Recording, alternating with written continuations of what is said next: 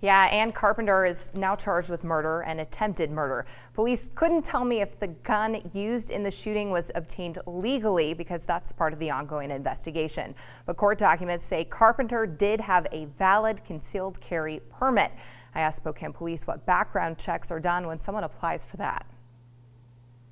Here in Spokane, we will do state background check. We'll check state records. We'll check the local records here in Spokane County, and then we'll also check with the federal databases. And we use DSHS to verify a number of the other things that are specific to Washington state law. Mental health checks are included in that process. In the case of Ann Carpenter, a family member told police Ann was diagnosed with schizophrenia at the Queens Medical Center in Oahu, Hawaii, shortly before she moved to Spokane in 2013. Family also said she was treated and put on antipsychotic medication, and at one point was put into a mental health treatment facility in Hawaii. Despite her history of mental illness, though, Ann was able to get a concealed carry permit. I sat down with Sheriff Ozzie Knezovich to find out why someone's mental health history doesn't always come up on a background check. If you're flagged and diagnosed with a mental health issue, we need to make sure that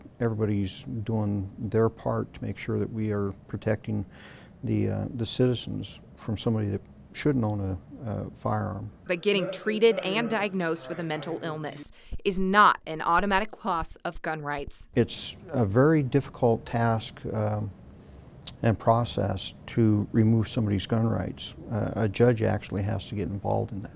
Guns are obtained illegally all the time. You can't prevent a shooting just because someone couldn't legally purchase one. That's why Sheriff Knezovich says mental health is really the biggest issue. This is not about the firearm. This is about a mental health system that is broken, needs to be fixed, and it's about the way we're raising our kids.